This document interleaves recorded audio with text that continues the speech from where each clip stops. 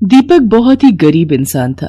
वो गांव के पास एक घास फूस की झोपड़ी बनाकर अपनी पत्नी के साथ रहता था। एक दिन उसकी पत्नी को सांप काट लेता है। मर गई, बचाओ। क्या हुआ काजल, क्यों चीख रही हो? मैं घर के अंदर काम कर रही थी कि अचानक से मेरे पैर में बहुत तेज दर्द हुआ और मैंने देखा सांप को यहाँ से जाते हुए। मुझे लगता है सांप ने काट लिया है। वो अपनी पत्नी के पास जाता है और उसके हाथ को पकड़ता है। उसका सारा शरीर गर्म होने लगा था और वो बेहोश हो गई। दीपक उसके पैर को देखता है। उसे जहर के दांतों के निशान मिल जाते हैं। हे भगवान, अब क्या होगा? मेरी काजल को मुझसे मत छीन। दीपक अपने पड़ोसी की मदद मांगता है। उमेश भैया, मेरी पत्नी काजल को सांप ने काट लिया है। मुझे कुछ पैसे की जरूरत है। अगर आप दवाई और खाने के लिए पैसे दे दें तो बड़ी मेहरबानी होगी। उमेश बहुत अमीर आदमी था, लेकिन उसके हृदय में इंसानियत नाम की चीज नहीं थी। ले जाओ, जरूर ले जाओ इसको, लेकिन तुमको इसके 10% ब्याज देना होगा। अब बोलो, कितना पैसा दे दूं? जितना चाहो उतना ले जाओ, लेकिन याद रखना 10% से बिल्कुल कम नहीं होगा ब्याज मेरा। हाँ ठीक है, मैं ब्याज देने के लिए तैयार हूँ। मुझे बस आप इतने पैसे दे दीजिए जितने में जहर की दवाई और हम दोनों के लिए खाने के लिए सामान आ जाए। उमेश उसे पैसे दे देता है। दीपक पैसे लेकर शहर जाता है। भाई साहब, जल्दी से मुझे जहर की दवाई दे दीजिए, मेरी पत्नी को सांप ने काट लिया है।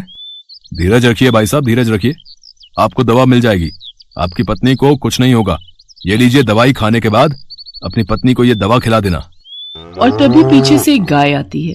दीपक के पैरों पर अपना कान सहराने लगती है। दीपक उसकी ओर देखता है तो उस गाय की आंखों में आंसू थे। अरे भैया, ये गाय क्यों रो रही है?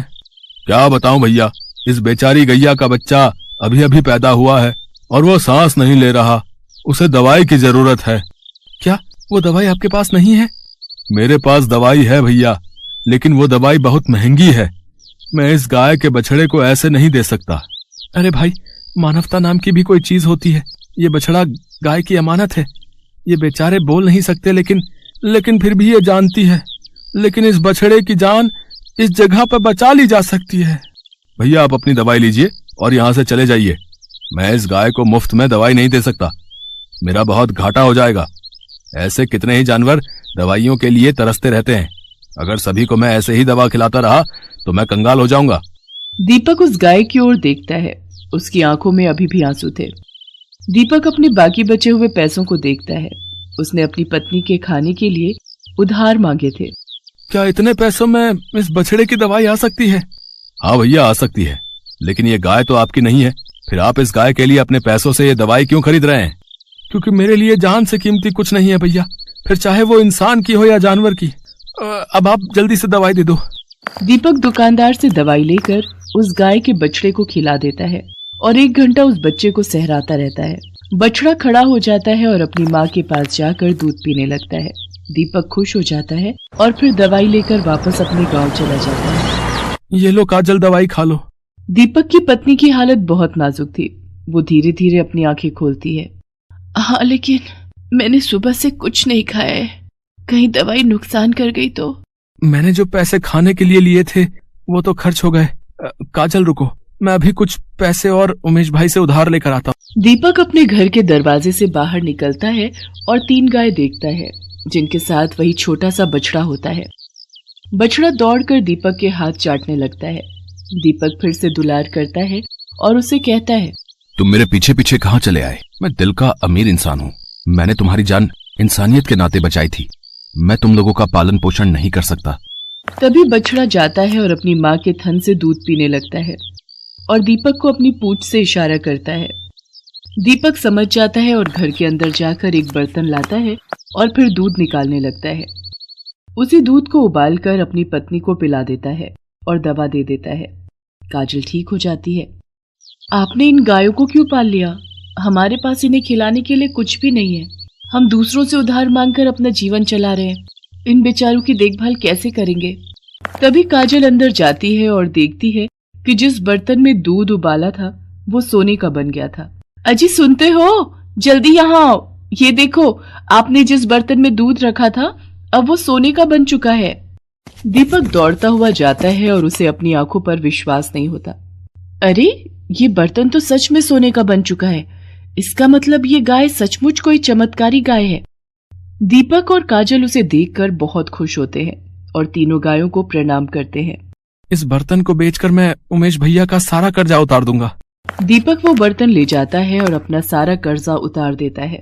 अरे दीपक, तुमने तो पैसे इतनी जल्दी लौटा कर दे दिए, आखिर क्या राज है? अरे भैया, भगवान की मेहरबानी है, बस इतना ही समझ लीजिए।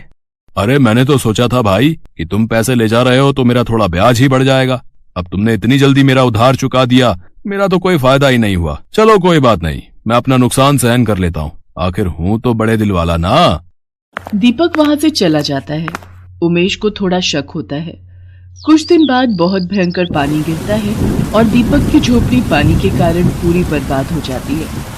दीपक और काजल रोने लगते हैं। हे भगवान, ये तेरा कैसा न्याय है? हम गरीबों से तू किस जन्म का बदला ले रहा है? हे राम, इतना नुकसान तो हम इस 2-4 सोने के बर्तनों को बेचकर भी नहीं भर सकते। तभी गाय उसके पास आती है और गोबर कर देती है। उसके गोबर में काजल को कुछ चमकता हुआ दिखाई देता है। वो उसे उठाती है और देखती है उसमें 2 सोने के सिक्के थे। काजल और दीपक दूसरी गायों को भी प्रणाम करते हैं और कहते हैं, आप धन्य हो गौ माता। दीपक और काजल अब एक पक्का मकान बनाकर उसमें रहने लगते हैं। उमेश अब ये देखकर जल भुन जाता है और वो अपने गुप्तचर भेजकर दीपक की सफलता का राज जानने की कोशिश करता है। मालिक, मैंने देखा है दीपक के पास 3 गाय हैं, जिनमें से एक गाय दूध देती है। अगले दिन वो बर्तन सोने का बन जाता है और एक गाय जब गोबर करती है तो उसमें से सोने के सिक्के निकलते हैं। उसी की बदौलत दीपक इतना तरक्की कर गया है मालिक। हाँ, अच्छा ऐसी बात है, चलो तो उसकी उन 2 गायों को चुरा लेते हैं। एक रात उमेश चुपके से जाता है, दीपक की गायों को चुरा लेता है और पुलिस में कंप्लेन कर देता है कि दीपक ने उसके पैसे चुराए हैं और उसी से अपना मकान बनाया है। सच सच बता दीपक, तेरे पास घर बनाने के लिए पैसे कहाँ से आए?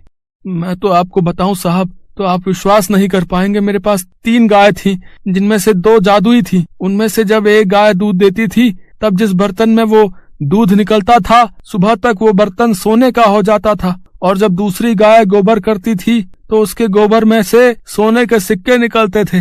लेकिन मेरी इतनी फूटी किस्मत थी, उन दोनों गायों को किसी ने चोरी कर लिया और अब मेरे पास ये साबित करने के लिए कुछ नहीं है कि मेरे पास जादुई गाय थी और मैंने उमेश की चोरी नहीं की। ये सब बकवास मुझे नहीं बताओ दीपक, तुम्हें पुलिस थाने चलना होगा। तुम्हारे पास बताने के लिए कोई भी ऐसी बात नहीं है जिस पर पुलिस विश्वास कर सके। काजल बची हुई गाय के पास जाती है और रोने लगती है। ये गौ माता, आपके साथ जो 2 गाय थी, उन माता ने तो अपना चमत्कार दिखाकर हमारी बिगड़ी बना दी। अब वो जब दोनों गाय चोरी हो चुकी है तो मेरे निर्दोष पति को पुलिस ले गई है। अब आप ही उन्हें बचा सकती हैं। कोई चमत्कार दिखाइए, कोई चमत्कार दिखाइए। जैसे मानो गाय ने काजल की बात सुन ली और उसने सामने पड़े बर्तन में रखे कुछ चावल को चट चट कर खाया और बाद में अपनी पूंछ से 3 बार सहलाया और वो बर्तन तुरंत ही सोने का बन गया। मैं आपको प्रणाम करती हूँ गौ माता, अब आप मेरे पति को जीवन दान दे सकती हैं। काजल गाय के बछड़े को लेकर पुलिस स्टेशन जाती है।